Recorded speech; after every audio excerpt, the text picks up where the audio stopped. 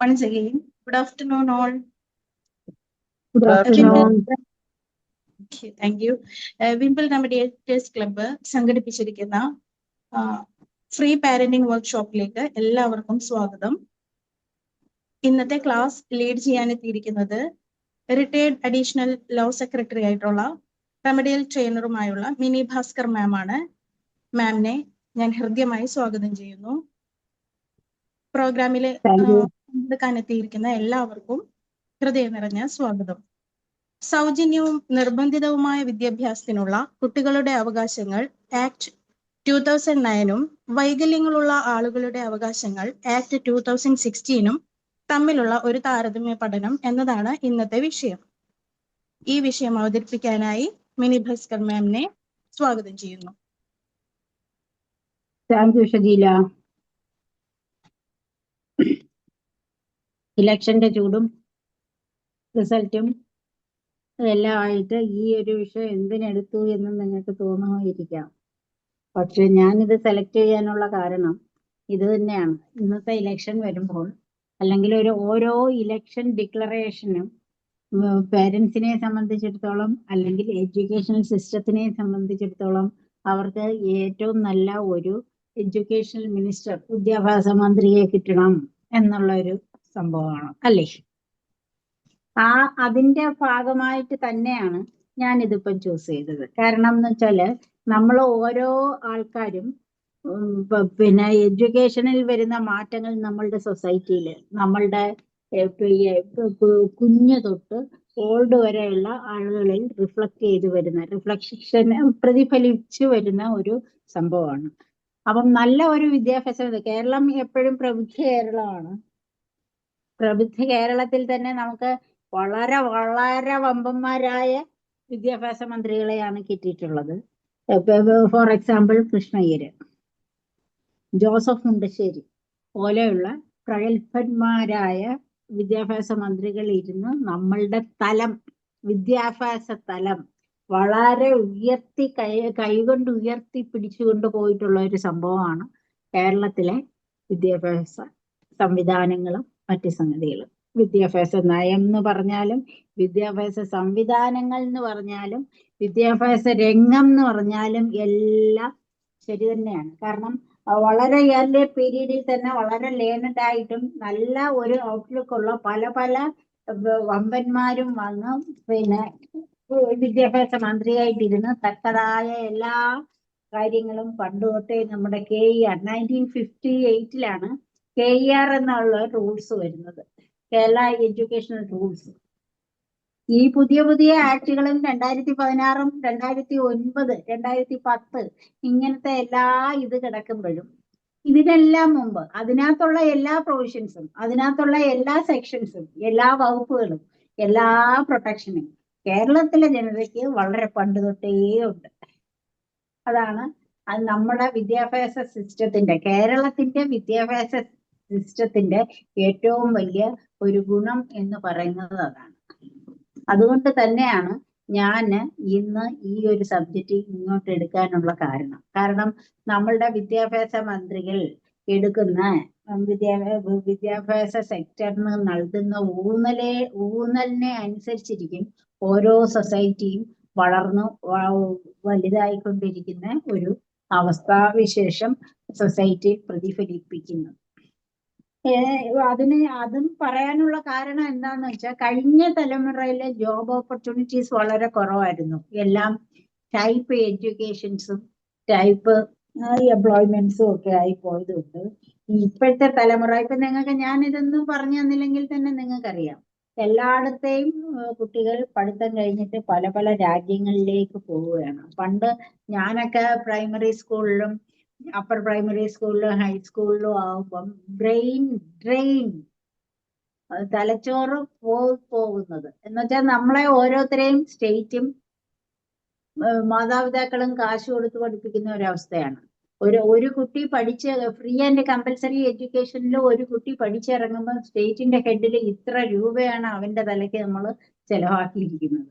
അപ്പൊ അത് എത്രത്തോളം യൂസ്ഫുൾ ആയിട്ട് നമ്മുടെ ലാൻഡിൽ തന്നെ പിന്നെ യൂട്ടിലൈസ് ചെയ്ത് പുതിയ വിപ്ലവങ്ങൾ സൃഷ്ടിക്കാൻ കഴിയും എന്നുള്ളതൊക്കെ തന്നെ ആയിരുന്നു പണ്ടത്തെ തലമുറകൾ വിചാരിച്ചുകൊണ്ടിരുന്നത്. ഇപ്പൊ നമ്മൾ എങ്ങോട്ടാണ്? ടുവേർഡ്സ് വൺ വേൾഡ് ആയതുകൊണ്ട് ബ്രെയിൻ ഡ്രെയിൻ എന്നുള്ള ഒരു വേർഡ് പോലും ഇപ്പം കേൾക്കാനില്ല. പഠിക്കുന്നു, പെട്ടിയെടുക്കുന്നു, പോകുന്നു, അവിടെ സെറ്റിൽ ആവുന്നു, ചിലപ്പോൾ മാതാപിതാക്കളെ കൊണ്ടുപോകുന്നു, അതല്ലെങ്കിൽ മാതാപിതാക്കൾക്ക് വേണ്ടുന്നതെല്ലാം തന്നെ അവര് പ്രൊവൈഡ് ചെയ്തുകൊണ്ട് അവര് വെളി രാജ്യങ്ങളിൽ ഇരിക്കുന്നു. അല്ലേ? ശരിയല്ലേ? എന്നെ കേൾക്കാൻ പറ്റുന്നുണ്ടോ? യെസ്. ആ, അപ്പൊ ഈ ഒരു മാറ്റം, സൊസൈറ്റിയിൽ വന്ന ഈ ഒരു മാറ്റമാണ് നമ്മളെ എത്രത്തോളം പിന്നെയും പിന്നെയും ചിന്തിപ്പിക്കുന്നത്. കാരണം എന്താന്ന് വെച്ചാല് കേരളത്തിൽ കിട്ടിയ ഒരു വിദ്യാഭ്യാസത്തിന് കിട്ടിയ ഒരു പ്രയോറിറ്റി ഇന്ത്യയിൽ വേറൊരു സ്റ്റേറ്റിൽ ഒരിക്കലും കിട്ടിയിട്ടില്ല. 2010 ആക്ട്, സൗജന്യവും നിർബന്ധിതവുമായ വിദ്യാഭ്യാസത്തിനുള്ള അവകാശ ആക്ടിൽ ഉണ്ടായിരുന്ന പല പല വകുപ്പുകളും ഇപ്പോഴും നാഷണൽ കമ്മീഷനും സ്റ്റേറ്റ് കമ്മീഷൻസും ഒക്കെ വെച്ചിട്ട് അതിന്റെ ഇംപ്ലിക്കേഷൻസും ബാക്കിയും ഒക്കെ ചർച്ച ചെയ്യുമ്പോൾ പിന്നെ അതിന്റെ സ്റ്റേറ്റിന്റെ റെപ്രസെന്റേറ്റീവ് എന്നുള്ള നിലയ്ക്ക് ഞാൻ പലപ്പോഴും പങ്കെടുത്തിട്ടുണ്ട്. ആ പങ്കെടുക്കലിലെല്ലാം നേരത്തെ എടുത്തു വെച്ച് പറയാൻ പറ്റിയ ഒരു സംഭവമാണ് നമ്മൾ മുൻനിരയിൽ തന്നെയാണ്. KER 1958 പ്രൊവൈഡ് ചെയ്യാത്ത സംഗതികൾ കുറവാണ്. 12 വന്ന ആക്ടും 10 വന്ന ആക്ടും 16 വന്ന ആക്ടിലും പറയുന്നതെല്ലാം 58 തന്നെ നമുക്ക് വന്നിട്ടുണ്ട്. അതുകൊണ്ട് നമുക്ക് ഇതിന്റെ ഈ സെക്ഷൻ 25% റിസർവേഷൻ, സെക്ഷൻ 12 25% റിസർവേഷൻ അടുത്തുള്ള നെയ്ബർഹുഡ് സ്കൂൾസ് എന്നുള്ളതൊന്നും നമ്മൾ ഇനി കൂടുതൽ ഇത് ചെയ്യേണ്ടി വരുന്നില്ല എന്നുള്ള ഒരു വൻ അഭിമാനത്തോടു കൂടി തന്നെയാണ് നമ്മൾ എപ്പോഴും നടക്കേണ്ടത്. കാരണം കൂടുതൽ അവസ്ഥകളിലൊന്നും നമ്മളുടെ ഒരു വീടുകളിലും, എത്ര പട്ടിണിപാവമായ വീടുകളിൽ നിന്ന് പോലും കുട്ടികളെ വിദ്യാഭ്യാസ സ്ഥാപനങ്ങളിലേക്ക് അയക്കാതെ വീട്ടിൽ പിടിച്ചിരുത്തി മീൻസ് ഇല്ല അതുകൊണ്ട് പഠിപ്പിക്കുന്നില്ല എന്നുള്ള ഒരു അവസ്ഥ, അല്ലെങ്കിൽ അതിനെ മറ്റു സംഗതികളിൽ പിന്നെ എൻഗേജ് ചെയ്യിക്കുന്ന ഒരവസ്ഥ ഒന്നും കേരളത്തിൽ വളരെ ഇല്ല എന്ന് എനിക്ക് തുറന്നു പറയാൻ പറ്റൂല. കാരണം എന്ന് വെച്ചാല് റിമോട്ട് ഏരിയാസിലോ അത്ര കണ്ട് പിന്നെ പട്ടിണി പാവങ്ങളുടെ വീട്ടിലോ ഉണ്ടോ ഇല്ലയോ എന്നുള്ളത് സർവേ നടത്തി കണ്ടുപിടിക്കേണ്ടതായിട്ടുള്ള സംഗതികളാണ്. എങ്കിലും വളരെ വിരളമാണ്, വളരെ വളരെ വിരളമാണ്. അതേസമയം നമ്മൾ ഇവിടെ തന്നെ എന്നും വെളിയിൽ ഇറങ്ങി നടക്കുമ്പോൾ നമ്മൾ കാണുന്നുണ്ട് എന്താണ് മറ്റ് സ്റ്റേറ്റ്സിലെ ആൾക്കാര് പേന, കീ ചെയിൻ, മറ്റേ എന്തോ കാറിന്റെ ഷെയ്ഡ്, കാറിൽ വെക്കുന്ന ഷെയ്ഡ്, ഇങ്ങനെ പലതും വിൽക്കാൻ നടക്കുമ്പോൾ അവരുടെ ഒക്കത്ത് കുട്ടികളുണ്ട്. അവരുടെ ഒക്കത്തോ അവരുടെ കയ്യിലും കുട്ടികളുണ്ട് എന്ന് കാണുമ്പം തന്നെ പ്രതിഫലനം എന്തുവാണ്? അവിടെ കമ്പൽസറി എഡ്യൂക്കേഷൻ എന്നുള്ള ഒരു സംഭവം ഇല്ല എന്നുള്ളത്, അത് ഇംപ്ലിമെന്റ് ചെയ്തിട്ടില്ല എന്നുള്ളതാണ് അവരുടെ സ്റ്റേറ്റിൽ. നമ്മൾ അങ്ങനെ ചെയ്യുമോ? ഇല്ല. നമ്മളെ കല്യാണം കഴിഞ്ഞ് കുട്ടികളാവുന്ന മൊമെന്റ് തൊട്ട് കുട്ടിയുടെ അഡ്മിഷൻ പലപ്പോഴും പല പരിഹാസപരമായിട്ട് പല കാർട്ടൂണിലും കാണുന്നുണ്ട്. ഗർഭിണിയായിട്ടിരിക്കുമ്പോഴേ സീറ്റ് ബുക്ക് ചെയ്യുന്ന കുട്ടിക്ക് സ്കൂളുകളിൽ സീറ്റ് ബുക്ക് ചെയ്യുന്ന സംഭവം. അപ്പൊ അത്ര കണ്ട് നമ്മൾ പഠനത്തിന് ഇമ്പോർട്ടൻസ് കൊടുക്കുന്ന സൊസൈറ്റി ആണ് എന്നുള്ളത് വളരെ വ്യക്തമായിട്ട് നമുക്കറിയാൻ പറ്റുന്നുണ്ട്. അപ്പം ഇതിനകത്ത് വരുന്ന ഒരു സംഭവം എന്ന് പറയുന്നത് എപ്പോഴും തന്നെ എന്തിനാണ് ഈ റൈറ്റ് ടു എഡ്യൂക്കേഷൻ ഇത്രയും വലിയൊരു ഇമ്പോർട്ടൻസ് വന്നത്? നമ്മളുടെ പ്രിയാമ്പിള്, നമ്മളുടെ ഫണ്ടമെന്റൽ റൈറ്റ്സ് എല്ലാം തന്നെ fullest development of one's personality ആണ് അഫോം ചെയ്യുന്നത്. Fullest development of one's own personality. ഈ പേഴ്സണാലിറ്റി അല്ലെങ്കിൽ ലൈഫ് എന്ന് പറയുന്നത് അത്രയ്ക്ക് ജസ്റ്റ് ഫെയർ ആൻഡ് റീസണബിൾ ആയിട്ട് വളരെ വലുതായിട്ട് വളരണമെങ്കിൽ ഏറ്റവും കൂടുതൽ ആവശ്യമായി ഇപ്പം ശ്വസിക്കാൻ ഓക്സിജൻ എങ്ങനെ വേണം, എന്താണ് ഓക്സിജന്റെ ഇമ്പോർട്ടൻസ് ലൈഫ് എന്നുള്ളത് പോലെ തന്നെയാണ് ഒരു fullest development of one's own പേഴ്സണാലിറ്റിക്ക് ഏറ്റവും കൂടുതൽ വളവായിട്ട് നിൽക്കുന്നത്, ഏറ്റവും കൂടുതൽ എലിമെന്റ് ആയിട്ട് നിൽക്കുന്നത് എഡ്യൂക്കേഷനാണ്. നമുക്കൊന്ന് വായിക്കാൻ അറിയണം, നമുക്ക് മറ്റൊരുവൻ നമ്മളെ ചൂഷണം ചെയ്തുകൊണ്ട് പോവുകയാണെങ്കിൽ അത് അറിയണമെങ്കിലും വിദ്യാഭ്യാസം വേണം. അങ്ങനെ പല പല സംഗതികളുടെ ഭാഗമായിട്ടാണ് പിന്നെ റൈറ്റ് ടു എഡ്യൂക്കേഷൻ ഒരു ആക്ട് ആയിട്ട് തന്നെ എടുത്തു വെച്ച് വന്നത്. പണ്ട് അതൊരു ഫണ്ടമെന്റൽ റൈറ്റ് അല്ലായിരുന്നു. അതും നിങ്ങൾക്കറിയാവുന്നതാണ്. ഞാൻ പഠിക്കുന്ന കാലത്ത് ഞാൻ എപ്പോഴും ട്രെയിനിങ്ങിന് പിള്ളേർ വരുമ്പോൾ എപ്പോഴും പറയുന്ന സംഭവമാണ്, നമ്മളൊക്കെ വെറുതെ പഠിച്ചവരാണ്, കമ്പൽസറി എഡ്യൂക്കേഷനോ ഫ്രീ എഡ്യൂക്കേഷനോ ഒന്നും ഇല്ലായിരുന്നിട്ടും പഠിച്ചവരാണ്. എന്ന് വെച്ചാൽ അന്നത്തെ ഇന്ത്യൻ കോൺസ്റ്റിറ്റ്യൂഷനകത്ത് ആർട്ടിക്കിൾ 45 ആയിട്ട് കിടന്നിരുന്നത് directive principles of state policy ആയിട്ടാണ്.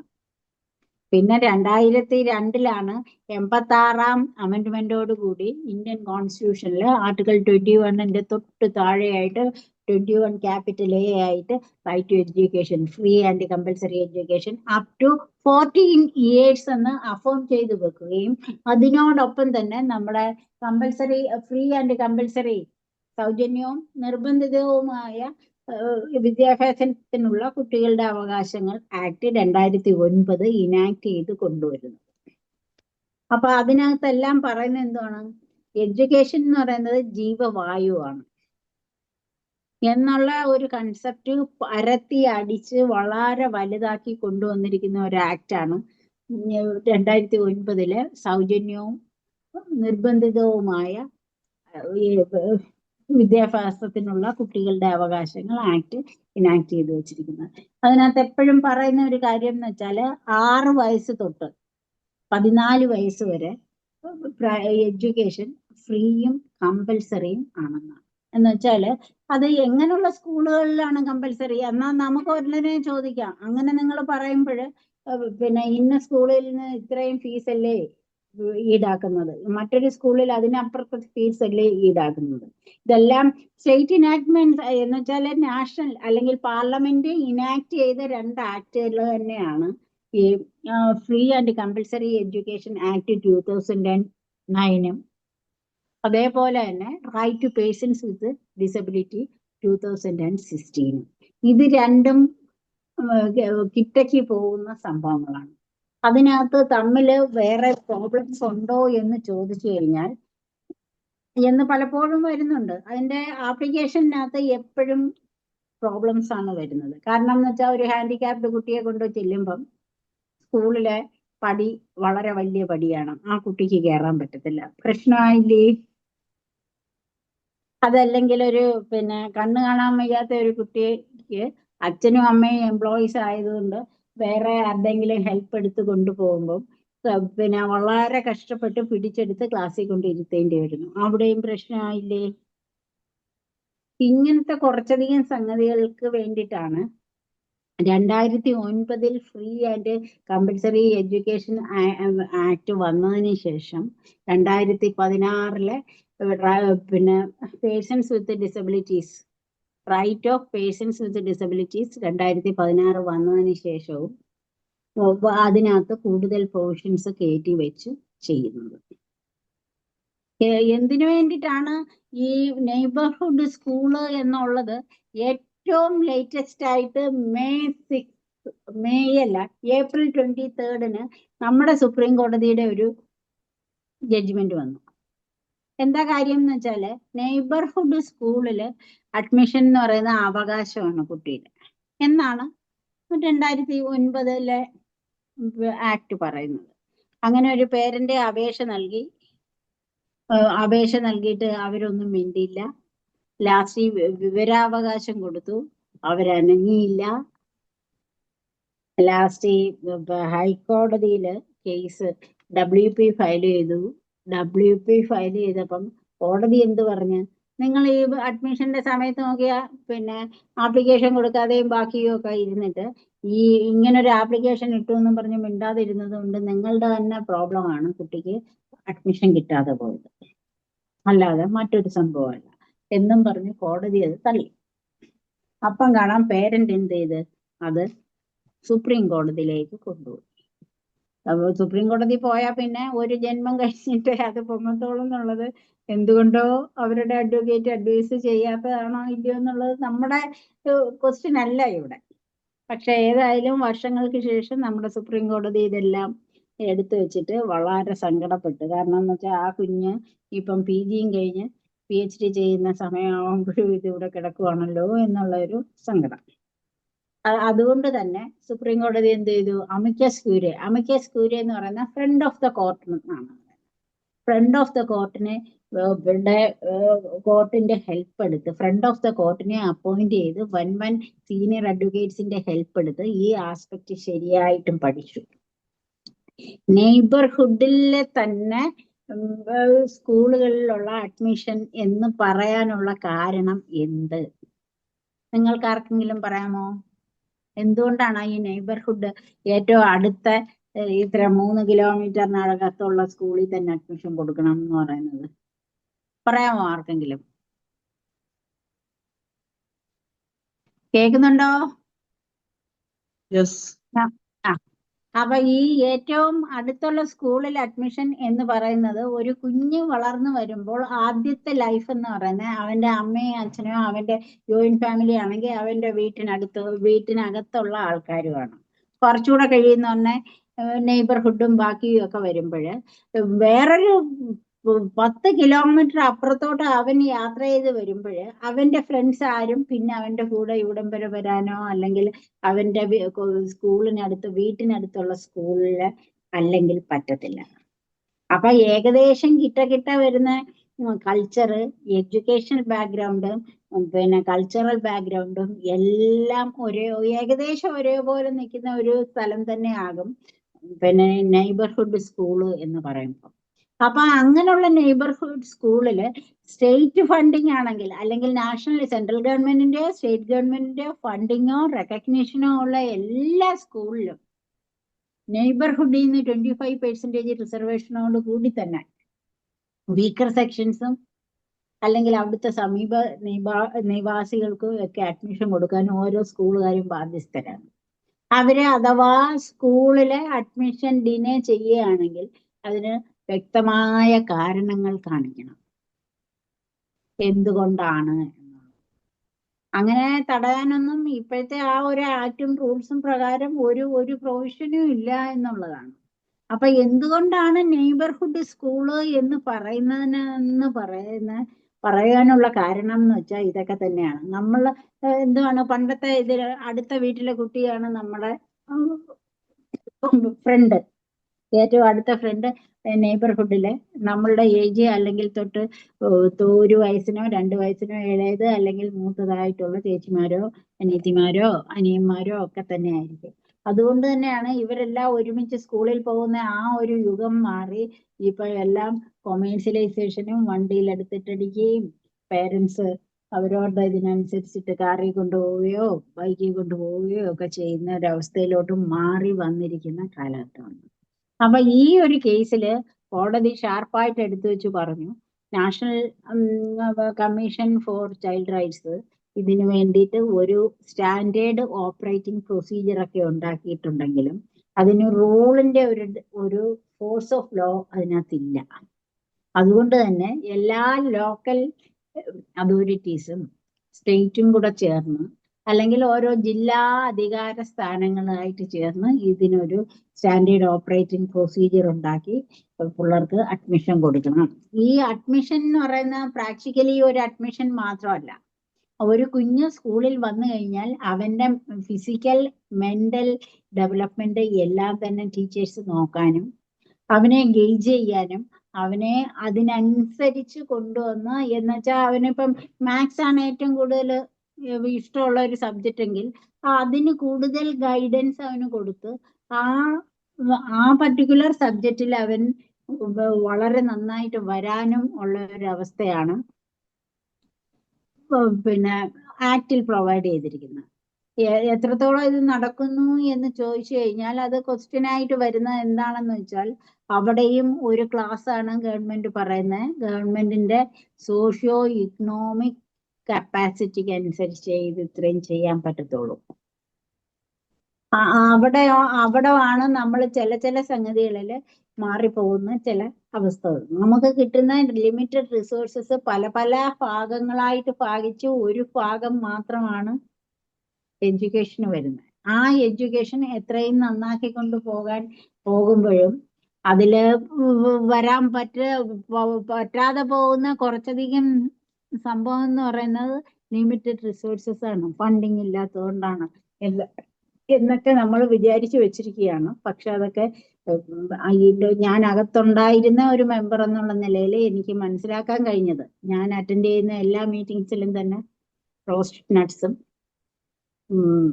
നെസ്കഫയും വളരെ കൂടിയ ഫയലും പെന്നും ഒക്കെ തന്ന് ഞങ്ങളെ വിടുകയാണ്. കാരണം ഇതെല്ലാം പാവപ്പെട്ട കൊച്ചു കുട്ടികൾക്ക് പോകേണ്ട ഫെസിലിറ്റിയാണ്.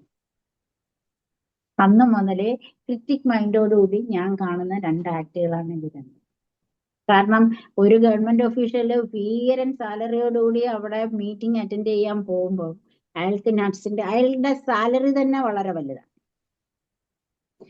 ഇതേപോലെ എത്രയെങ്കിലും പെന്നോ പാഡ്സോ കാഷ്യൂനട്ട്സോ മേടിച്ച് കഴിക്കാനുള്ള ഫെസിലിറ്റിയാണ് സാലറി. അതിലുപരിയായിട്ട് ഇത്രയും കൊച്ചുകുട്ടികൾക്ക് വേണ്ടി വരുന്ന ഇക്കണോമിക് ഡെവലപ്മെന്റ് അല്ലെങ്കിൽ സോഷ്യൽ ഡെവലപ്മെന്റ് അവരുടെ എഡ്യൂക്കേഷൻ സിസ്റ്റത്തിൽ കൊടുക്കേണ്ട പല സംഗതികളും മാറ്റിവെച്ച് നമ്മൾ എന്ത് ചെയ്യും, മീറ്റിംഗ് നടത്തും. അതിന്റെ കഥ ഇതിനകത്തുണ്ടോ എന്ന് പലപ്പോഴും എൻ്റെ മനസ്സ് ഇതായി പോയിട്ടുണ്ട്.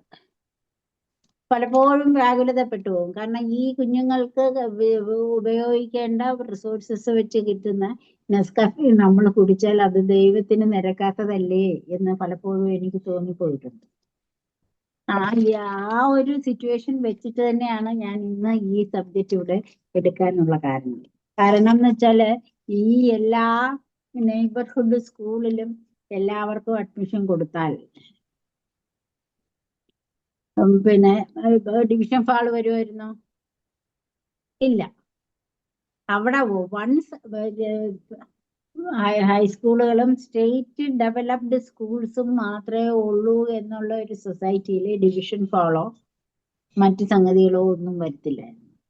അതിനെല്ലാം വളം വെച്ചത് ഇതേപോലത്തെ ചില വികലമായ ഔട്ട്സോഴ്സിങ് ഓഫ് റിസോഴ്സസിന്റെ ഭാഗത്തിൽ വന്നുപോയ ചില മൂല്യച്യുതികളാണ്. അതുകൊണ്ട് നമ്മളെപ്പോഴും അറിയേണ്ട ഒരു സംഭവം എന്ന് വെച്ചാല് കുട്ടികളെ തൊട്ടടുത്തുള്ള സ്കൂളിൽ വിട്ട് അവർക്ക് അപ്പോഴുണ്ടാവുന്ന ഡെവലപ്മെന്റ് എന്ന് പറയുന്നത് ചെറിയ കാര്യമല്ല. ഫസ്റ്റ് നിങ്ങളുടെ വീട്ടിൽ കുട്ടികളോ പേരക്കുട്ടികളോ ഒക്കെ ഉണ്ടെങ്കിൽ നമുക്ക് നോക്കാവുന്നതാണ്. വളരെ 20 മൈലോ 20 കിലോമീറ്ററോ ഒക്കെ യാത്ര ചെയ്ത് പിള്ളേരെ 5:30-6 മണിക്ക് സ്കൂൾ ബസ്സിൽ അടിച്ചു വിട്ടിട്ട് 3 മണിക്ക് വരുന്ന കുട്ടി ശരിക്കും മൃഗപ്രാണ ആയിരിക്കും കയറി വരുന്നത്. അവന്റെ ആ ലോഡ് ഓഫ് ബുക്സ്, അതിനോടൊപ്പം തന്നെ ആ ബുക്സ് ഹോംവർക്കും ബാക്കിയും ഒക്കെ ആയിട്ട് ഇവിടെ വന്ന് കയറുന്ന കുട്ടി കുളിച്ച് വല്ലതും കഴിച്ചാൽ പെട്ടെന്ന് ഉറങ്ങിപ്പോകുന്ന ഒരവസ്ഥ വരും. അതേസമയം ഈ നെയ്ബർഹുഡ് സ്കൂളിൽ പഠിക്കുന്ന കുട്ടിക്ക് അത് ഒരിക്കലും ഇല്ല. അവൻ അവിടുത്തെ ഫ്രീ ഫുഡ് കഴിച്ച് അവിടുത്തെ സ്വന്തം സഹപാഠികളുമായിട്ട് കളിച്ച് ഉച്ചഭക്ഷണവും കഴിച്ച് വരുന്ന അവൻ കൂടുതൽ ഉന്മേഷവാനേ ആയിരിക്കത്തുള്ളൂ. അവിടെ മറ്റ് സംഗതികളൊന്നും അതിനകത്ത് ബാധിക്കത്തില്ല. ഇങ്ങനെ കുറച്ചധികം വളരെ കൂലങ്കുഷമായിട്ട് ആലോചിച്ച് എടുത്ത തീരുമാനം തന്നെയാണ് ഈ നെയ്ബർഹുഡ് സ്കൂൾ എന്ന് പറയുന്നത്. ഈ നെയ്ബർഹുഡ് സ്കൂളുകളിൽ നമ്മുടെ അടുത്തുള്ള 3 കിലോമീറ്ററിനകത്തുള്ള സ്കൂളുകളിൽ അഡ്മിഷൻ നിഷേധിക്കുന്നതിനുള്ള സംഗതികളിൽ എടുത്തു വെച്ചിരിക്കുന്ന സംഭവം എന്ന് പറയുന്നത് ചില ആൾക്കാർ പറയുന്നത് ഇൻക്ലൂസീവ് എഡ്യൂക്കേഷനിൽ ചില കുട്ടികൾ പ്രാപ്തരല്ല എന്നുള്ളതാണ്. എന്താണ് ഈ ഇൻക്ലൂസീവ് എഡ്യൂക്കേഷൻ? ഇൻക്ലൂസീവ് എഡ്യൂക്കേഷൻ എന്ന് പറയുന്നത് സാധാ കുട്ടികൾ, യാതൊരുവിധമായ ഡിഫക്ട്സും ഇല്ലാത്ത കുട്ടികളോടൊപ്പം തന്നെ ഡിഫക്ട്സ് ഉള്ള കുട്ടികളെയും കൂടി ഉൾച്ചേർന്ന വിദ്യാഭ്യാസത്തിന് വഴി തെളിയിക്കണം. എന്നാൽ മാത്രമേ അവന്റെ സോഷ്യൽ, ഇക്കണോമിക്കൽ, കൾച്ചറൽ ഡെവലപ്മെന്റ് ശരിയാവത്തുള്ളൂ. കുട്ടിക്ക് വയ്യ, ആ കുഞ്ഞിന് കാലിന് പ്രോബ്ലം ഉണ്ട്, അല്ലെങ്കിൽ കൈക്ക് പ്രോബ്ലം ഉണ്ട്, അല്ലെങ്കിൽ അവനൊരു ഇച്ചിരി ബുദ്ധിപരമായിട്ട് ഇച്ചിരി ന്യൂനതയുള്ള ഒരു കുട്ടിയാണ്, അതുകൊണ്ട് അവനെ സ്കൂളിൽ വിടണ്ട, നമുക്ക് വീട്ടിൽ തന്നെ ഇരുത്തി പഠിപ്പിച്ച് കളയാം എന്ന് വന്നാല് വരുന്ന ഒരു പ്രശ്നം എന്താണെന്ന് വെച്ചാൽ നമ്മളെല്ലാവരും തന്നെ നമ്മളുടെ ആ ക്യാരി ഓൺ എന്ന് വെച്ചാൽ the way we dress, the way we behaves to our own companions, salutations, ബാക്കി cleanness, how to cope up with peculiar circumstances, ഇതെല്ലാം നമ്മൾ പഠിക്കുന്ന തൊട്ടടുത്തിരിക്കുന്ന കുട്ടിയിൽ നിന്ന് തന്നെയാണ്. അത് അവരും അറിയുന്നില്ല, നമ്മളും അറിയുന്നില്ല. ഇപ്പോഴും നമുക്കറിയുന്നില്ല, ഈ ഹിന്ദുസ് മാത്രമാണ് എന്ന് തോന്നുന്നു എനിക്ക് പൊട്ടിടുന്ന ഒരു വിഭാഗം അല്ലേ. ഈ പൊട്ട് വെക്കാതെ ഒരു ദിവസം ഇറങ്ങി നോക്ക്, 1000 പേര് ചോദിക്കും മിനി ഇന്ന് പൊട്ടെവിടെ പോയി മിനി ഇന്ന്, അല്ലേ. അങ്ങനെ ചോദിക്കുന്ന ഒരു സിറ്റുവേഷൻ എന്തുകൊണ്ട് വരുന്നു? കാരണം ഒരു ഹിന്ദുയിസ്റ്റിക് എന്നല്ല, ഭാരതത്തിന്റെ ഒരു സംസ്കാരമാണ് പൊട്ടിടുന്നത്. അതിനകത്ത് ജാതിയോ ബാക്കിയോ ഒന്നും ഉള്ളതായിട്ട് എനിക്ക് തോന്നുന്നില്ല. പക്ഷെ ആ ഒരു സിറ്റുവേഷൻ പോലും നമുക്ക് തന്നിരിക്കുന്ന തൊട്ടടുത്ത് ഇരിക്കുന്ന സഹപാഠിയാണ്.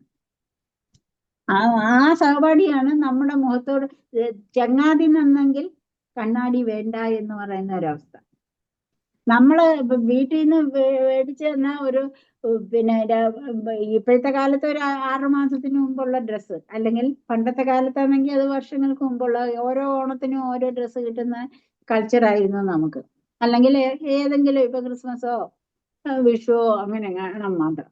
അപ്പൊ ആ ഡ്രസ്സ് പന്നലായി വരും തോറും നമ്മളുടെ കണ്ണ് തൊട്ടടുത്തിരിക്കുന്നതിന്റെ പുതിയ ഡ്രസ്സിലായിരിക്കും, അല്ലേ. അതെന്തുകൊണ്ട്? ആ ഇതിൽ നിന്നാണ് അവനെങ്ങനെ കാര്യം ചെയ്യുന്നു, ഈ കുട്ടി എന്തുകൊണ്ട് ഇത്ര നന്നായി വരുന്നു. അവന്റെ വീട്ടിലെ ചില പേരൻസ് പണ്ട് വഴക്ക് പറയും, ഉള്ള വീട്ടിലെ ബാക്കികൾ കണ്ടിട്ട് നീ ഇവിടെ കിടന്ന് തുള്ളണ്ട. അങ്ങനെയല്ല, അത് വളരെ നന്നായിട്ട് പറഞ്ഞു കൊടുക്കാൻ പറ്റും. ഇങ്ങനൊരു പർട്ടിക്കുലർ വേർഡിൽ വെച്ചിട്ടല്ല ആ കുട്ടിയെ ഷെയ്പ്പ് ചെയ്യേണ്ടത്. അങ്ങനെ ഒരു പിന്നെ ഡ്രസ്സിങ്ങിന്റെയോ അല്ലെങ്കിൽ കൾച്ചറൽ സോഷ്യോ കൾച്ചറൽ ഡിഫറൻസസ് ഒന്നും പേരൻസ് ഇങ്ങനെ ആ കുഞ്ഞിന്റെ ഇപ്പോഴത്തെ എല്ലാം അണ്ടർസ്റ്റാൻഡിങ് ആണ്. എല്ലാം അവരവരുടെ പിന്നെ എന്താണ് പേഴ്സണാലിറ്റി ഡെവലപ്മെന്റിനെ ഒരു വിധത്തിലും തകർക്കാൻ ശ്രമിക്കാത്ത അച്ഛനും അമ്മയും എല്ലാവരുമാണ്. ആ ഒരു രീതിയിൽ ആ വീട്ടിലെ എക്കണോമിക് കപ്പാസിറ്റിയോ ബാക്കിയോ ഒന്നുമല്ല പറഞ്ഞു കൊടുക്കേണ്ടത്. നമുക്ക് ഇത്ര സംഗതികളല്ലേ ഇവിടെ വരുന്നുള്ളൂ, ഇതിനകത്തുനിന്ന് നമുക്ക് ഇത്രയൊക്കെ അല്ലേ പേടിച്ച് ചെയ്യാൻ പറ്റത്തുള്ളൂ. ഇങ്ങനെ കുറച്ച് സംഗതികൾ പറഞ്ഞ് നേരെയാക്കി കൊണ്ടുപോയി കൊടുത്തു കഴിഞ്ഞാൽ ഒരു കുട്ടിയും പിന്നെ അതിനു വേണ്ടി പിണങ്ങത്തില്ല. അങ്ങനത്തെ സിറ്റുവേഷനിലാണ് അങ്ങനത്തെ ഒരു വിദ്യാഭ്യാസ വിചിന്തകർ ഇരുന്ന് തീരുമാനിച്ചാണ് നെയ്ബർഹുഡ് വിദ്യാഭ്യാസം എന്നുള്ള ഒരു കൺസെപ്റ്റ് നമുക്ക് എപ്പോഴും ഉണ്ടാക്കാൻ പറ്റിയത്. ഇത് എത്രത്തോളം എവിടെയും ഫ്രൂട്ട്ഫുള്ളി ഇംപ്ലിമെന്റ് ചെയ്തു എന്ന് ചോദിച്ചു കഴിഞ്ഞാൽ തീർച്ചയായിട്ടും എല്ലാ ഗവൺമെന്റ് സ്കൂളിലും അത് നടക്കുന്നുണ്ട്. വളരെ റെയറായിട്ട് മാത്രമേ ഉള്ളൂ അത് നടക്കാതെ പോകുന്നത്. അത് നടക്കാതെ പോകുന്നത് ഈ ആക്റ്റിൽ പറയാത്തത് കൊണ്ടോ റൂൾസിൽ പ്രൊവൈഡ് ചെയ്യാത്തത് കൊണ്ടോ അല്ല. ഈ എന്താണ് right of persons with disability ആക്ടിനകത്ത് സെക്ഷൻ 16 17-നകത്ത് ശരിക്കും ഗവൺമെന്റിന്റെയും സ്കൂൾസിന്റെയും ഒക്കെ ഇതാണ്. അതിനകത്ത് ട്രെയിനിങ് നന്നായിട്ട് കൺസേൺഡ് ആൾക്കാർക്ക് കൊടുക്കണം എന്നുള്ളതാണ്. എല്ലാ സ്കൂളുകാരും അക്സസബിലിറ്റി പ്രവേശനം മാത്രമല്ല, അതിന് അടുത്തിരിക്കുന്ന എല്ലാ സ്ഥലങ്ങളിലും ഈ വയ്യാത്ത കുട്ടികൾ അല്ലെങ്കിൽ മറ്റൊരു ഇത് ഇപ്പൊ പണ്ടത്തെ ഒരു അവസ്ഥയുണ്ട്, പിന്നെ അതർ കാസ്റ്റ് ഡൗൺ ത്രോഡൻ കാസ്റ്റുകളെ പിന്നെ ബ്രാഹ്മിൻസിന്റെ കൂടിയിരുത്തി പഠിപ്പിക്കത്തില്ലെന്ന്. അതൊക്കെ മാറിയിട്ട് കാലങ്ങൾ ഒത്തിരിയായി. അതിനുശേഷമാണ് ഈ ആക്ടുകളെല്ലാം ഉണ്ടായിരിക്കുന്നത്. അതുകൊണ്ട് തന്നെ SC STയോ ട്രൈബ്സോ അല്ലെങ്കിൽ ഫിസിക്കലി ഹാൻഡിക്യാപ്ഡ് ആയാലും മെന്റലി ഹാൻഡിക്യാപ്ഡ് ആയാലും അല്ലെങ്കിൽ മറ്റു തരത്തിൽ ഏതെങ്കിലും പ്രോബ്ലംസ് ഉള്ള കുട്ടികളോ എല്ലാം തന്നെ ഗവൺമെന്റ് സ്കൂളിൽ ഉൾക്കൊള്ളാൻ പറ്റുന്ന രീതിക്കാണ് ഒരു ആക്ടുകൾ ഉണ്ടാക്കി വെച്ചിരിക്കുന്നത്. അത് എന്തുകൊണ്ടാണെന്ന് വെച്ചാല് സ്റ്റേറ്റ് പ്രൊവൈഡ് ചെയ്യാൻ ബാധ്യസ്ഥരാണ്. സെയിം കൾച്ചർ, സെയിം ഏറെക്കുറെ സെയിം സോഷ്യോ ഇക്കണോമിക് സർക്കംസ്റ്റാൻസിൽ നിന്ന് വരുന്ന കുട്ടികളെ ഒരുമിച്ച് ഇരുത്തി പഠിപ്പിക്കുമ്പോൾ അവരുടെ വാംത് ഓഫ് റിസീവിങ് അവർ ഓൺ ഫ്രണ്ട്സ് അത് നമുക്കില്ലേ? നമ്മളെപ്പോഴും പറയുമല്ലോ ഇപ്പോഴത്തെ ജനറേഷൻ എന്ന് വെച്ചാൽ ഈ കമ്മിങ് ജനറേഷൻ എന്ന് പറയുന്നത് വാംത് ഓഫ് ലവ് ഒന്നും ഒക്കെ വളരെ കുറവാണ്, ഇതാണെന്ന് പറയാനുള്ള കാരണം ഒന്നാമതായിട്ട് ചൂണ്ടിക്കാണിക്കുന്ന പിന്നെ മൊബൈൽ ഫോണും ടിവിയും മറ്റ് ഇലക്ട്രോണിക് ഉപകരണങ്ങളുടെ ഇതാണ്. പണ്ട് അങ്ങനല്ല. അടുത്ത വീട്ടിലെ പിന്നെ കൂട്ടുകാരെ പിടിച്ചു വലിച്ചു കൊണ്ടുവന്ന് ഇരുത്തിയാലേ നമുക്ക് കളി നടക്കുമല്ല. ഒറ്റയ്ക്ക് ഇരുന്നൊരു കളിയൊന്നുമില്ല. ചക്ക് കളിയോ ബാറ്റ് കളിയോ മറ്റെന്ത് കളിയായാലും അതും ഒക്കെ ഇതിനകത്ത് മീനിങ് ആണ്. പിന്നെ ഇതേ സമയത്ത് തന്നെ നമ്മുടെ ഗവൺമെന്റുകൾ ഇങ്ങനെ പറയുമ്പോഴും ഇങ്ങനെ രണ്ട് ഇനാക്ട്മെന്റും ഉണ്ടാക്കി വെക്കുമ്പോഴും തന്നെ ചില പേരൻസ് ഉണ്ട് കുട്ടികളെ ബോർഡിങ്ങിൽ നിർത്തി ഇന്റർനാഷണൽ സ്കൂളിൽ നിർത്തി പഠിപ്പിച്ച് ഭീകരന്മാരാക്കി വരുത്തുന്നത്. ഭീകരന്മാരാകാൻ വേണ്ടി എന്ന് വെച്ചാൽ എഡ്യൂക്കേഷണലി വളരെ മുന്തിയ രീതിയിൽ ഇറങ്ങി വരാൻ വേണ്ടി ഇന്റർനാഷണൽ സ്കൂളിൽ ലാക്സ് ഓഫ് റുപ്പീസ് മുടക്കി പഠിപ്പിക്കുന്ന പേരൻസ് ഉണ്ട്. പക്ഷെ അവിടെ വരുന്ന ചില അവസ്ഥകളുണ്ട്. കാരണം അച്ഛന്റെയും അമ്മയുടെയും റിലേറ്റീവ്സിന്റെയും കൂടെ വളരാത്ത കുട്ടിക്ക് ചില കുറവുകൾ അവിടെ കാണാം. സോഷ്യലി ആയാലും ഇമോഷണലി ആയാലും സൊസൈറ്റിയുടെ പൾസ് അറിയാൻ അവൻ മറന്നു പോകും. അതാണ് അതിന്റെ ശരിയായ അവസ്ഥ. മറ്റ് സഹജീവിയുടെ കഷ്ടപ്പാട് എന്താണെന്ന് കണ്ട് മനസ്സിലാക്കാൻ അവന് ചിലപ്പം പറ്റിയെന്നിരിക്കത്തില്ല. ഏറ്റവും നല്ല ഒരു മനുഷ്യൻ എന്ന് പറയുമ്പോൾ അവനവന്റെ കാര്യവും ബിഗ് സാലറിയും ബിഗ് പോക്കറ്റും മാത്രമൊന്നും അല്ല. സൊസൈറ്റിയുടെ നീഡ്സിന് വേണ്ടിയിട്ട് കുറച്ച് വർക്ക് ചെയ്യുക, അവർക്ക് വേണ്ടി കുറച്ച് ഡൗൺ റോഡിന് വേണ്ടി കുറച്ച് കൊടുക്കുക. ഇങ്ങനെയൊക്കെ പല പല മൂല്യങ്ങളുള്ള സംഭവങ്ങളും എല്ലാ സ്കൂളുകളിലെ അധ്യാപകരും മോറൽ സ്റ്റഡീസിനകത്ത് നമുക്ക് പറഞ്ഞു തരുന്നുണ്ട്. അത് ഉൾക്കൊണ്ട് കൊണ്ടുവരണമെങ്കിൽ ഈ ബോർഡിങ്ങില് ഇല്ലാത്ത കാശ് മുടക്കി ബോർഡിങ്ങിൽ കൊണ്ടിട്ട് പിള്ളേരെ ഉരുട്ടി ഷേപ്പ് ചെയ്ത് ഒരു ഇൻസ്ട്രുമെന്റ് ആക്കി മാറ്റുന്ന അച്ഛനും അമ്മയ്ക്കും അമ്പളം നഷ്ടപ്പെട്ടു പോകും എന്ന് തന്നെയാണ് എൻ്റെ ധാരണ. മിക്കപ്പോഴും അത് തന്നെയാണ് നടന്നിട്ടുള്ളത്. അപ്പൊ ഇവിടെ വരുന്ന സംഭവം എന്ന് പറയുന്നത് ഇങ്ങനെ ഈ 25% റിസർവേഷനോട് കൂടി എന്ന് വെച്ചാൽ SC/ST ആയാലും അതർ ബാക്ക്വേർഡ് ക്ലാസ്സസ് ആയാലും പിന്നെ weaker sections of the society as provided in right to persons with disability ആയാലും ഒക്കെ തന്നെ അടുത്ത സ്കൂളിൽ പഠിക്കുമ്പോൾ അവർക്ക് വേണ്ടുന്ന എല്ലാ സംഗതികളും എന്ന് വെച്ചാൽ ഫസ്റ്റ് ആക്സസിബിലിറ്റി ആണ്. രണ്ടാമതെന്ന് പറയുന്നത് അവരുടെ needs specially abled teachers, specially trained teachers through ഈ ഡൗൺ സ്റ്റുഡൻസിന്റെയും ഇങ്ങനെ സ്പെഷ്യൽ ചിൽഡ്രന്റെയും ഏത് ലെവലിലോട്ടാണ് അവരുടെ ഇൻട്രസ്റ്റ് പോകുന്നത്, അവർക്ക് ഏത് സബ്ജക്റ്റിനോടാണ് കൂടുതൽ ഇഷ്ടം, അവർ എക്സ്ട്രാ കരിക്കുലർ ആക്ടിവിറ്റീസിലോട്ട് ഇടപെടുന്നുണ്ടോ, അതോ അവര് വെറുതെ ഒരു പാവമാണെങ്കിൽ ഈ സബ്ജക്ട്സ് പഠിച്ച് അവിടെ വീട്ടിൽ പോകുന്നവരാണോ എന്നൊക്കെ നോക്കാൻ ഓരോ ടീച്ചേഴ്സിനെയും എൻഗേജ് ചെയ്യാനായിട്ടാണ് ആക്ട് പറഞ്ഞു വെച്ചിരിക്കുന്നത്. അത് കണ്ടെത്തി അതിന്റെ പ്രോഗ്രസ്, ഇന്ററാക്ഷന്റെ പ്രോഗ്രസ്, സോഷ്യോ കൾച്ചറൽ ഡെവലപ്മെന്റിന്റെ പ്രോഗ്രസ് റിപ്പോർട്ട് ഇങ്ങനെ ഓരോന്നും സബ്മിറ്റ് ചെയ്യാൻ ആക്ടിൽ പറഞ്ഞിരിക്കുന്നു.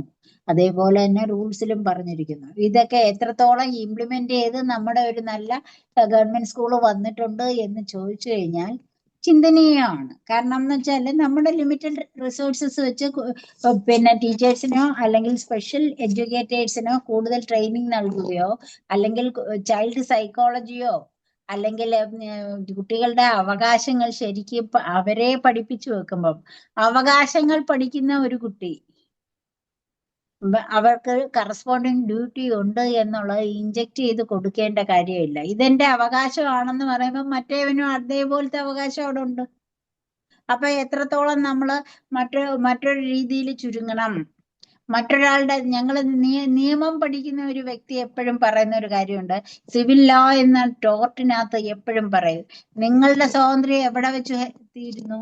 നിങ്ങളുടെ വടി വീശാനുള്ള സ്വാതന്ത്ര്യം എന്റെ മൂക്ക് തുടങ്ങുന്ന സ്ഥലത്ത് തീരുന്നു. എന്റെ മൂക്കൽ വന്ന് നിങ്ങളുടെ വടി അടിക്കാൻ പാടില്ല. അത് അവിടെ റീസണബിൾ റിസ്ട്രിക്ഷൻ ആണ്. ഈ റീസണബിൾ റിസ്ട്രിക്ഷനിൽ നിന്നുകൊണ്ട് കാര്യങ്ങൾ കൊണ്ടുപോകുമ്പോൾ പിന്നെ അഡ്ജസ്റ്റ്മെന്റും അടുത്ത വീട്ടിലെ കുട്ടിക്ക് ഹാൻഡിക്യാപ്ഡോ ബ്ലൈൻഡോ ആണെങ്കിൽ അമ്മ ആദ്യം ചെയ്യുന്ന എന്തുവാണ്, കുറച്ച് ദിവസം അമ്മയോ അച്ഛനോ കൊണ്ടാക്കും. ആ കൊണ്ടാക്കലിന് ശേഷം അടുത്ത വീട്ടിലെ കുട്ടിയോട് പറയും, കുഞ്ഞെ ഇവനെയും കൂടെ ഒന്ന് പൊക്കിക്കൊണ്ട് പോണേ. അപ്പൊ ഇവർ രണ്ടുപേരും ഫ്രണ്ട്സ് ആയിട്ട് വളരെ കാര്യമായിട്ട് 10ാം ക്ലാസ് അല്ലെങ്കിൽ 12ാം ക്ലാസ് വരെ പോകുന്നത് നമുക്ക് കാണാം. അതല്ലാതെ ഇവൻ ബ്ലൈൻഡ് ആണ്, ഇവനിന് സ്പെഷ്യൽ പ്രൊവിഷൻ വേണം, അല്ലെങ്കിൽ ഞാൻ അമ്മയോ അച്ഛനോ ഒരാൾ ജോലിക്ക് പോകാതെ ഇരുന്നവനെ പഠിപ്പിക്കണം, അങ്ങനൊന്നും അല്ല ആക്ടോ റൂൾസോ ഒന്നും പറയുന്നത്. ഇതെല്ലാം കൂട്ടായ ഒരു ശ്രമത്തിൽ ശരിയായി വരാനാണ്. അതിനകത്ത് 2016 right of persons with disability ആക്ടിനകത്ത് ഊന്നി പറയുന്ന ഒരു കാര്യമുണ്ട്. ഈ ആക്ട് വന്നതിന് ശേഷം 2 വർഷം കഴിഞ്ഞാൽ ഇതിന്റെ എത്രത്തോളം ഡിസബിലിറ്റി ഉള്ള പിള്ളേർ ഓരോ ഗവൺമെന്റ് സ്കൂളുകളിലും ഉണ്ടെന്നുള്ളതിന് ഒരു സെൻസസ് എടുക്കണം, ഒരു കണക്കെടുക്കണം. ആ കണക്ക് ഓരോ 2 വർഷം കൂടുമ്പോഴും പിന്നെയും നടത്തണം. ഇതിപ്പം 18ലോ 19ലോ എങ്ങാണ്ടോ ഒരു കണക്കെടുത്തതിന് ശേഷം ഇതുവരെ എടുത്തിട്ടില്ല. അങ്ങനെ എടുത്ത് ഓരോ കുട്ടിയുടെയും സർഗവാസനയും എഡ്യൂക്കേഷനുള്ള കപ്പാസിറ്റിയും ബാക്കിയും ഒക്കെ അളന്ന് മെഷറിംഗ് റോഡ് വെച്ച് അളന്ന് വെച്ച് കഴിഞ്ഞാൽ അവന് കുറച്ചുകൂടെ അവനെ കൈപിടിച്ചുയർത്താൻ ടീച്ചേഴ്സിന് പറ്റും. അങ്ങനെയുള്ള റിസോഴ്സ് സെന്റേഴ്സ് ഗവൺമെന്റ് തുറക്കാൻ ബാധ്യസ്ഥരാണ്. അതെത്രത്തോളം നടന്നിട്ടുണ്ടെന്നുള്ളതും ചിന്തനീയമാണ്. കാരണം എന്ന് വെച്ചാല് പാലിച്ച സിലബസ് കുട്ടികൾക്കും ടീച്ചേഴ്സിനും ഉണ്ട്. അതിന്റെ കൂടെ മറ്റ് സംഭവങ്ങളും കൂടെ എത്രത്തോളം പറ്റും റിസോഴ്സ് പേഴ്സണായിട്ട് ട്രെയിൻ ചെയ്യാൻ ഒരു ടീച്ചേഴ്സും തയ്യാറല്ല എന്നുള്ളതാണ്. അതാണ് അതിന്റെ സത്യാവസ്ഥ. വളരെ റെയറായിട്ട് ഉന്തി തള്ളി ടീച്ചേഴ്സിനെ കൊണ്ടുപോയാൽ ആ ടീച്ചർ സബ്ജക്ട്സോ അല്ലെങ്കിൽ കുട്ടികളുമായിട്ട് കൂടുതൽ ഇന്ററാക്ഷൻ വരണ്ടാത്ത സബ്ജക്ട്സിലെ ടീച്ചേഴ്സിനെ ആയിരിക്കും ഇതിനൊക്കെ തള്ളിവിടും. അഥവാ തള്ളി വിട്ടാൽ തന്നെയും അവർ ഇതെല്ലാം കുട്ടികളിലേക്ക് ഇമ്പാർട്ട് ചെയ്ത് കൊണ്ടുവരാൻ വളരെ വിമുഖത കാണും. അപ്പൊ ഇതിനകത്തെല്ലാം വരുന്ന ഒരു സംഭവം എന്ന് പറയുന്നത് കൈകോർത്ത് പിടിച്ച് ഒരു group parents, teachers, government, local bodies, HM എല്ലാവരും കൂടെ ഉള്ള ഒരു കൂട്ടായ ശ്രമത്തിൽ കൂടി മാത്രമേ ഡൗൺ ത്രോഡനായ കുട്ടികളോ അല്ലെങ്കിൽ സ്പെഷ്യൽ നീഡ്സ് ഉള്ള കുട്ടികളെയോ പൊക്കിക്കൊണ്ടുവരുവാൻ പറ്റത്തുള്ളൂ. ഈ ഞാൻ നേരത്തെ റേസിംഗ് ചെയ്ത ഒരു പോയിന്റ് ഉണ്ട്, ഇൻക്ലൂസീവ് എഡ്യൂക്കേഷൻ അത് എത്രത്തോളം ഫലപ്രദമാണെന്ന്. ഇൻക്ലൂസീവ് എഡ്യൂക്കേഷനിൽ കൂടി മാത്രമേ പറ്റൂ എന്നുള്ള ഒരു ഇത് തന്നെയാണ് അതിനകത്തെല്ലാം വരുന്നത്. എന്റെയും വ്യൂ അത് തന്നെയാണ്. ഇൻക്ലൂസീവ് എഡ്യൂക്കേഷൻ അല്ലാതെ പ്രൊവൈഡ് ചെയ്യുന്ന ഹോമിലിരുത്തി വീട്ടിലിരുത്തി ഉള്ള പഠനം പ്രൊവൈഡ് ചെയ്യുന്നത് എന്ന് പറയുന്നത് 2 കൂട്ടർക്ക് വേണ്ടി മാത്രമാണ്. അത് section 17 of right to education ആക്ടിനകത്ത് തന്നെ പറയുന്നുണ്ട്. എന്താണെന്ന് വെച്ചാല്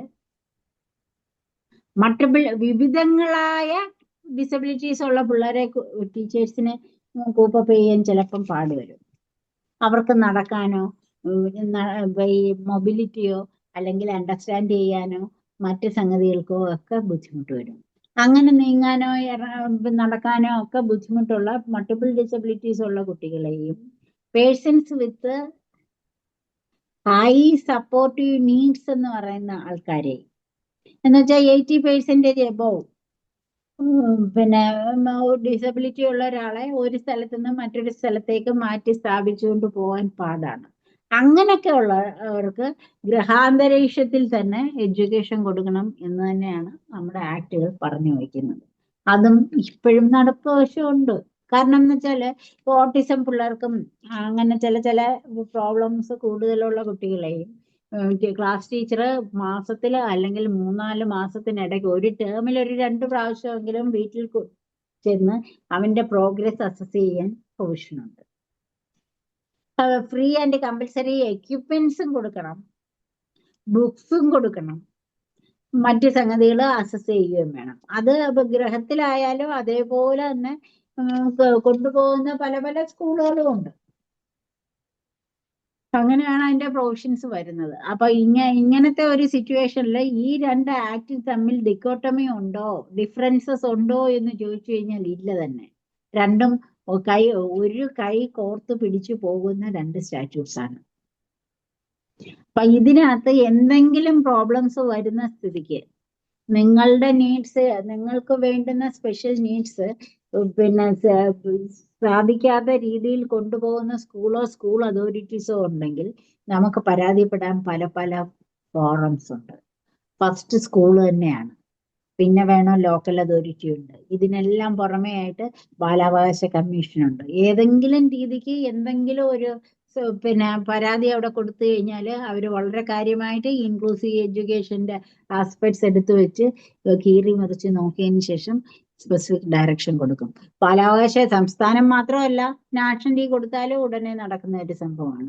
അതുകൊണ്ട് ഇനിയെങ്കിലും ഓരോ പ്രാവശ്യവും ഓരോ കുട്ടിക്കും അവന്റെ അന്തർലീനമായ പഠിക്കാനുള്ള അവകാശം എങ്ങനെയാണെന്ന് വെച്ചാൽ അവന് സ്പെസിഫിക് ലേണിംഗ് ഡിസബിലിറ്റീസ് ഒന്നും ഇല്ല എന്ന് കണ്ടു തരാൻ ടീച്ചേഴ്സും സ്കൂൾ അതോറിറ്റീസും പേരൻസും ബാധ്യസ്ഥരാണ്. അങ്ങനെ സ്പെഷ്യൽ ലേണിംഗ് ഡിസബിലിറ്റി ഉണ്ടെങ്കിൽ തന്നെ അതിനുള്ള റെമഡീസ് എടുക്കാനും ഇത്രയും കൂട്ടർ ബാധ്യസ്ഥരാണ്. അപ്പോഴും അവനെ സ്കൂളിൽ നിന്ന് പറഞ്ഞു വിടുകയോ ബാക്കിയൊന്നുമില്ല, അവിടെ ഇരുത്തിക്കൊണ്ട് തന്നെ കൂടുതൽ ട്രെയിനിങ് നൽകി അവന് വേണ്ടുന്ന നീഡ്സ്, ചിലപ്പം സ്ക്രൈബിനെ വെച്ച് പരീക്ഷ എഴുതുക, അല്ലെങ്കിൽ എക്സ്ട്രാ ടൈം കൊടുക്കുക, അല്ലെങ്കിൽ അവന് പിന്നെ സെക്കൻഡ് ലാംഗ്വേജോ തേർഡ് ലാംഗ്വേജോ പഠിക്കാതെ ബാക്കിയെല്ലാം പഠിച്ച് പരീക്ഷ എഴുതുക, എന്നാലും ഇത്ര പെർസെൻറ്റേജ് മാർക്സ് എന്നുള്ള രീതിക്കൊക്കെ കൊണ്ടുപോയി അവനെ കൈപിടിച്ചുയർത്തി സമൂഹത്തിന് ഉതകുന്ന ഒരു പേഴ്സണായിട്ട് എടുത്തു വെച്ച് ആർട്ടിക്കിൾ 21 എല്ലാ അന്തസത്തയും ഉൾക്കൊണ്ട് ജീവിക്കുന്ന ഒരു പൗരനാക്കി മാറ്റുവാൻ വേണ്ടിയിട്ടാണ് കേരളത്തിലെ എന്ന് മാത്രമല്ല ഇന്ത്യയിലെ എഡ്യൂക്കേഷൻ സിസ്റ്റം, വിദ്യാഭ്യാസ സംവിധാനം കെട്ടിപ്പടുത്തിയിരിക്കുന്നത്. അപ്പൊ ഇങ്ങനെയുള്ള ഒരു സംവിധാനത്തിൽ നിന്ന് നമുക്ക് എന്തെങ്കിലും വികലമായിട്ടൊരു ഒന്നോ രണ്ടോ ഇൻസ്റ്റൻസസ് വരികയാണെങ്കിൽ അതിനുള്ള റെമഡീസ് തരാൻ parallel institutions are there, parallel സംവിധാനങ്ങൾ ആർ ദയർ. ആ സംവിധാനത്തെ മുട്ടി അവിടെ ഒരു പരാതി, ആദ്യം പരാതിയുടെ കഥയൊന്നുമില്ല, പോയി ഇങ്ങനെ ഒരു അനുഭവമാണ് എനിക്ക് വന്നത്, അതെന്തുകൊണ്ടാണ് ഇതിനൊരു ബെല്ല് വേണ്ടേ, ഇതിനൊരു ബ്രേക്ക് വേണ്ടേ എന്ന് ചോദിച്ച് ആദ്യം സംസാരിച്ചാൽ തന്നെ പിന്നെ ശരിയായ അതോറിറ്റി ആണെങ്കിൽ അവിടെ വെച്ച് ഫോൺ ചെയ്ത് കാര്യം പറഞ്ഞ് കൊടുക്കും, ശരിയായ റെമഡി നമുക്ക് അവിടെ കിട്ടും. അവിടെയും നടക്കുന്നില്ലെങ്കിൽ മാത്രമേ ഉള്ളൂ മറ്റ് എഴുത്തുകുത്തുകളുടെ ഒക്കെ പ്രസക്തി. ഈ എഴുത്തുകുത്തുകളും ബാക്കികളും എല്ലാം നടത്തുമ്പോഴും നമ്മളുടെ കുട്ടിയുടെ ഡെവലപ്മെന്റ് മുരടിക്കാനല്ല, അത് വളർന്ന് പരിപോഷിപ്പിച്ച് ഫലഭൂയിഷ്ടമായിട്ട് വരാൻ വേണ്ടിയിട്ട് തന്നെയാണ് നമ്മൾ ഓരോരുത്തരും യത്നിക്കേണ്ടത്. അല്ലാതെ അവിടെ ഒരു വഴക്കോ പാർട്ടിയുടെ ബഹളവോ എഡ്യൂക്കേഷൻ സിസ്റ്റത്തിന്റെ ബാക്കിയോ വിദ്യാഭ്യാസ മന്ത്രിയുടെയൊക്കെ എടുത്തുകൊണ്ട് ഓടുകയോ, ബാക്കി ഇഷ്ടംപോലെ അതോറിറ്റീസ് ഉണ്ട്, മന്ത്രിയുടെയൊക്കെ വരെ ഓടേണ്ട ഒരു കഥയും നമുക്ക് ഇല്ല. അങ്ങനെ കുറച്ചധികം സംഭവങ്ങളിൽ കൂടി പോയാൽ മാത്രമാണ് നമ്മളുടെ എഡ്യൂക്കേഷൻ സിസ്റ്റം ഇനിയും വലുതായി വരുത്തുള്ളൂ എന്നുള്ളത് പറയാൻ വേണ്ടിയിട്ടാണ് ഞാൻ ഇത്രയും നേരവും ഉപയോഗിച്ചത്. അപ്പം നിങ്ങൾക്ക് ഡൗട്ട്സ് വല്ലതും ഉണ്ടെങ്കിൽ എന്നോട് ചോദിക്കാം, അതോ ഞാൻ 3 മണി വരെ കണ്ടിന്യൂ ചെയ്യണോ? പറയൂ. കേൾക്കാവോ ഞാൻ പറയുന്നത്? ആരും കേൾക്കുന്നില്ലേ?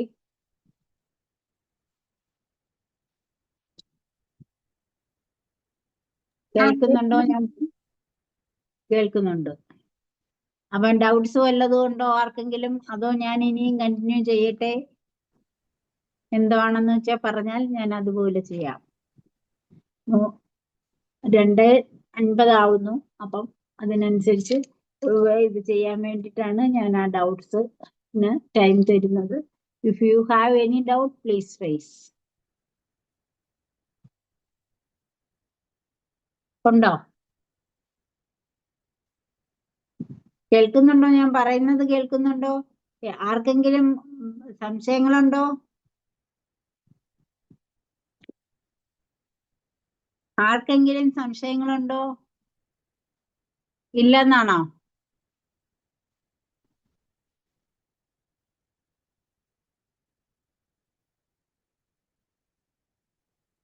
ആരും മിണ്ടുന്നില്ല. എന്താണ് അതിന്റെ കഥയെന്ന് എനിക്ക് അറിയാൻ പറ്റുന്നില്ല. അങ്ങനെയാണെങ്കിൽ ഞാൻ കണ്ടിന്യൂ ചെയ്യാം.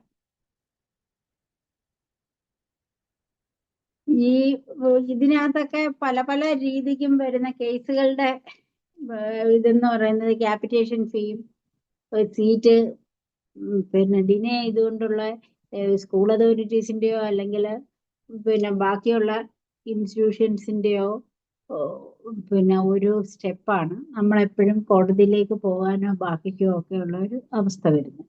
അവിടെ എല്ലാം ഇൻവേരിയബിളി കണ്ടുവരുന്ന ഒരു സംഭവം എന്തുവാണ്? ഈ ഫ്രീ ആൻഡ് കമ്പൽസറി എഡ്യൂക്കേഷൻ എവിടം കൊണ്ട് നിൽക്കും? ഓർഡിനറി സ്റ്റുഡൻസ് ആണെങ്കിൽ 14 വയസ്സും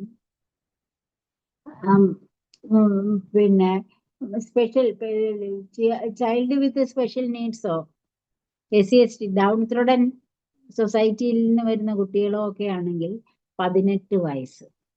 ഇതിനകത്ത് ശരിക്കും SC/STക്കൊക്കെ മറ്റൊരു ഗ്രാൻഡിൽ കൂടിയാണ് അത് ഇത് ചെയ്യുന്നത്. പിന്നെ റൈറ്റ് ടു പേഴ്സൺസ് വിത്ത് ഡിസബിലിറ്റിക്കകത്ത് ഷാർപ്പായിട്ട് എഴുതി വെച്ചിട്ടുണ്ട് 18 ഇയേഴ്സ് വരെ ഫ്രീ ആൻഡ് കമ്പൽസറി എഡ്യൂക്കേഷൻ തന്നെ ആയിരിക്കണം. അപ്പൊ അങ്ങനത്തെ സിറ്റുവേഷനില് ശരിക്കും എന്താണ്, ഒരു കുട്ടിയെ ക്ലാസ്സിൽ കൊണ്ടുവന്ന് ചേർത്തു, പക്ഷെ കുറച്ചധികം നാളത് വന്നില്ലെങ്കിൽ പിന്നെയും അതിന്റെ എലിമെന്ററി എഡ്യൂക്കേഷൻ, എലിമെന്ററി വിദ്യാഭ്യാസം തീരുന്നത് വരെ അതിന് ഫ്രീ ആൻഡ് കമ്പൽസറി എഡ്യൂക്കേഷൻ കൊടുക്കാനായിട്ട് പിന്നെയും പ്രൊവിഷൻ പറയുകയാണ്. അത് 17 തന്നെ ഉണ്ട്. Section 17 of right to education ആക്ടിൽ തന്നെ പറയുന്നുണ്ട്. അപ്പൊ അതുകൊണ്ട് തന്നെ ഒറ്റയ്ക്കും തെറ്റയ്ക്കും ഒക്കെ ഉള്ള കുട്ടികൾ ചിലപ്പോഴ് പിന്നെ സ്കൂളിൽ വരാതിരിക്കുന്ന ഒരവസ്ഥയും പിന്നെ അത് കഴിഞ്ഞിട്ട് പിന്നെ പഠിക്കാൻ പറ്റില്ല എന്ന് പറയുന്ന ഒരവസ്ഥയിലും നമുക്ക് കറസ്പോണ്ടിങ് ആയിട്ട് വരുന്ന സൊസൈറ്റിയിലുള്ളവർക്ക് കറസ്പോണ്ടിങ് ആയിട്ട് വരുന്ന ഒരു ഡ്യൂട്ടിയാണ് എന്താണ്? പറഞ്ഞു കൊടുക്കുക. 18 വയസ്സായി പോയെങ്കിലും നിങ്ങളുടെ എലിമെന്ററി എഡ്യൂക്കേഷൻ പിന്നെ കംപ്ലീറ്റ് ആവാത്തതുണ്ട്, പൂർത്തിയാകാത്തതുണ്ട്, ഇനിയും പോയി പഠിച്ചാലും അവിടെ ഫ്രീ തന്നെയാണ്. അതുകൊണ്ട് പോയിരുന്ന് പഠിക്കുക എന്നുള്ളത് ഈ ആർട്ടിക്കിൾ 21 ഹിറ്റ് ചെയ്യുന്നതുകൊണ്ടാണ് ഇത്രയും വലിയൊരു മാഗ്നിഫിസൻസി തന്നെ വരുന്നത്. ചില സൊസൈറ്റി വാണിജ്യവും കച്ചവടവും ബാക്കിയും ഒക്കെ ആയിട്ട് പോകുമ്പോഴും ഫ്രീ എഡ്യൂക്കേഷൻ ഉണ്ടെങ്കിൽ മാത്രമേ fullest development of one's own personality extend ചെയ്ത് കൊണ്ടുപോകാൻ പറ്റത്തുള്ളൂ എന്നുള്ളതിന്റെ ശരിയായ അവസ്ഥ. എഡ്യൂക്കേഷണൽ ചിന്തകന്മാരല്ല, എല്ലാ സോഷ്യൽ റിഫോമേഴ്സും പറയുന്നതും അത് തന്നെയാണ്. പഠനത്തിൽ കൂടി സ്വാതന്ത്ര്യം നേടൂ, സംഘടനയിൽ കൂടി സ്വാതന്ത്ര്യം നേടൂ, വരുമാനം ഉണ്ടാക്കുന്നതിൽ കൂടി കൂടുതൽ സ്വാതന്ത്ര്യത്തിലേക്ക് പോകൂ എന്നുള്ള, മറ്റൊരാളുടെ അടിമയല്ല എന്നുള്ള ഒരു കൺസെപ്റ്റാണ് ഇതിനകത്തെല്ലാം കൊണ്ടുവരുന്നത്. അപ്പൊ ഇനി ആർക്കെങ്കിലും ഡൗട്ട് ഉണ്ടോ? ഇല്ല. അങ്ങനെയാണെങ്കിൽ നമുക്ക് ഈ ആസ്പെക്ട്സിലെ കേസ് ലാസ് ഇഷ്ടം പോലെ ഉണ്ട്. കാരണം എന്ന് വെച്ചാല് പല കേസ് ലോയും വരുന്ന ഒരു സംഭവം എന്ന് വെച്ചാൽ ക്യാപിറ്റേഷൻ ഫീ ആണ്.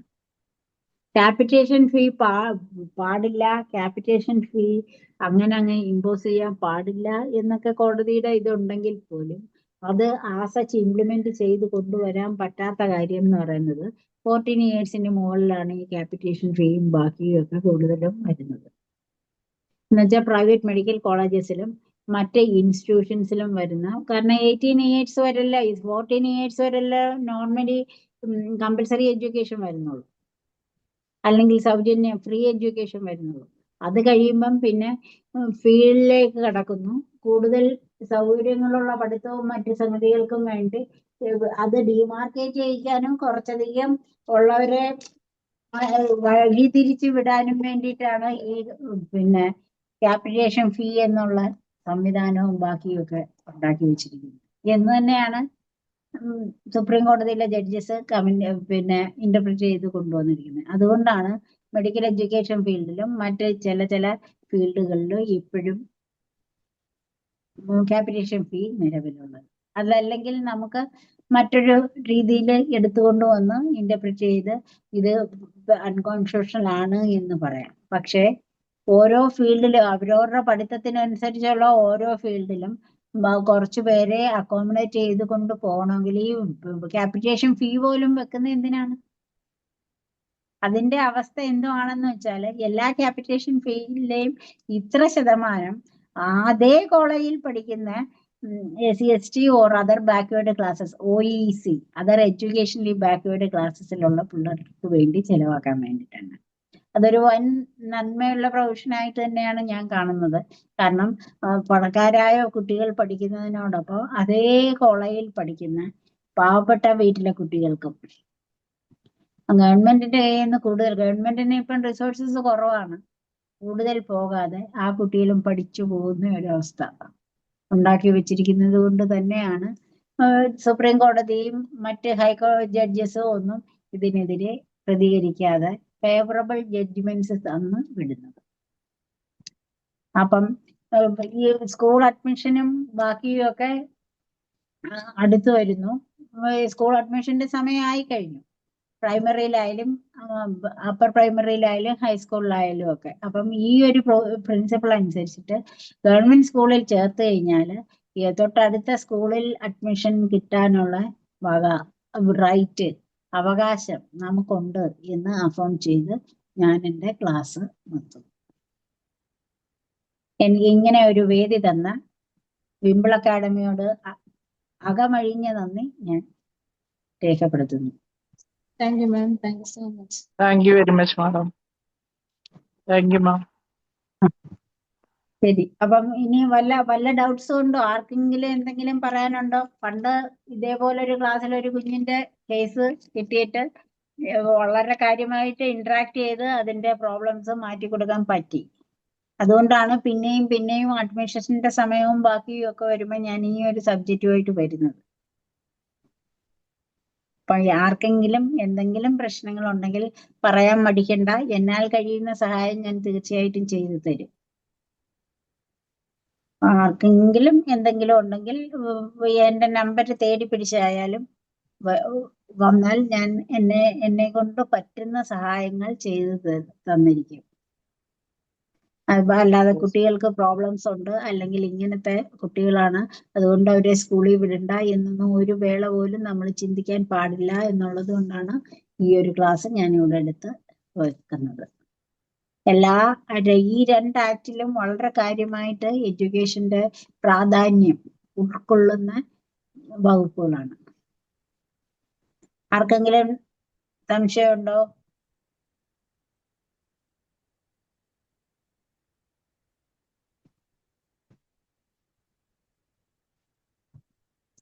എന്നാ പിന്നെ നമുക്ക് നിർത്തണോ?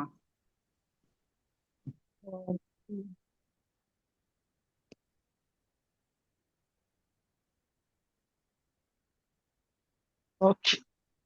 Okay, ma'am. Thank you. എങ്കിൽ പിന്നെ നിർത്തിക്കാം. End up ചെയ്യാലോ? Okay, thank you.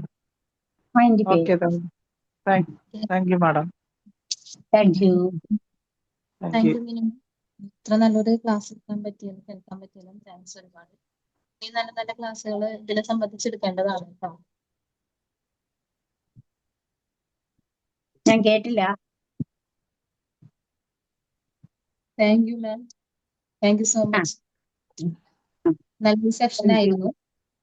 ആ. ഇനി ഇതുപോലെ നല്ല നല്ല ക്ലാസ്സുകൾ ഇനി വീണ്ടും എടുക്കേണ്ടതാണ്. തീർച്ചയായിട്ടും കൂടുതൽ എഡ്യൂക്കേഷനിൽ പിന്നെ ഞാൻ കുറച്ച് നിൽക്കുന്ന എന്തിനാണെന്ന് വെച്ചാല് നമ്മളുടെ കുറച്ചധികം ഞാൻ ബാലാവകാശ കമ്മീഷനിലെ രജിസ്ട്രാറായിട്ട് റിട്ടയർ ചെയ്ത ആളായതുകൊണ്ട് പല രീതിക്കുള്ള കംപ്ലൈന്റ്സും അവിടെ കണ്ട് മനസ്സ് മടുത്തിട്ടുണ്ട്. അപ്പൊ അങ്ങനെയുള്ള ഒരു പരാതി വരുന്നതിന് മുമ്പ് അത് ഒരു സൊല്യൂഷൻ കണ്ടെത്തി കൊടുക്കാൻ പറ്റുമെങ്കിൽ അതായിരിക്കും എപ്പോഴും നല്ലത്. അതിനു വേണ്ടിയിട്ടാണ് ഇത് തന്നെ ഞാൻ കൂടുതൽ എടുക്കുന്നത്. പക്ഷെ ഇനിയും വേറെ സബ്ജക്ട്സിലോട്ട് കടക്കാൻ ഞാൻ തയ്യാറാണ്. ശരി, അപ്പം താങ്ക് യു.